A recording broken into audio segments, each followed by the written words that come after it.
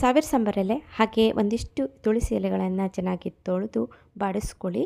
ಹಾಗೆ ಕುಟಾಣಿಗೆ ಹಾಕಿ ಇದಕ್ಕೆ ಒಂದು ಬೆಳ್ಳುಳ್ಳಿ ಎಸಲನ್ನು ಸೇರಿಸ್ಕೊಂಡು ಕುಟ್ಕೊಂಡು ಇದರ ರಸ ತೆಗೀರಿ. ಅದಕ್ಕೆ ಜೇನುತುಪ್ಪ ಹಾಕಿಬಿಟ್ಟು ತಿನ್ನೋದ್ರಿಂದ ಕೆಮ್ಮು, ಎದೆಯಲ್ಲಿ ಗಟ್ಟಿಯಾಗಿ ಕಟ್ಟಿದಂತಹ ಕಫ, ನೆಗಡಿ, ಶೀತ, ಗಂಟ್ಲು ಕೆರೆತ, ರಾತ್ರಿಯಲ್ಲಿ ಬಿಡದೆ ಕಾಡುವಂತಹ ಕೆಮ್ಮಿನಿಂದ ನಿಮಗೆ ಮುಕ್ತಿ ಸಿಗುತ್ತೆ. ಲವಂಗ ಹಾಗೆ ಉಪ್ಪಿನ ಹರಳನ್ನು ಬಾಯಿಗೆ ಹಾಕಿಬಿಟ್ಟು ಚಿಪ್ಪೋದ್ರಿಂದ ಗಂಟ್ಲು ಕೆರೆತ, ಕೆಮ್ಮು ಕಡಿಮೆ ಆಗುತ್ತೆ. ಇಂತಹ ಹೆಲ್ತ್ ರಿಲೇಟೆಡ್ ಟಿಪ್ಸ್ಗಳಿಗಾಗಿ ಚಾನಲ್ನ ಸಬ್ಸ್ಕ್ರೈಬ್ ಮಾಡಿ. ವಿಡಿಯೋ ಇಷ್ಟ ಆದರೆ ಲೈಕ್ ಮಾಡಿ, ಶೇರ್ ಮಾಡಿ. Thank you.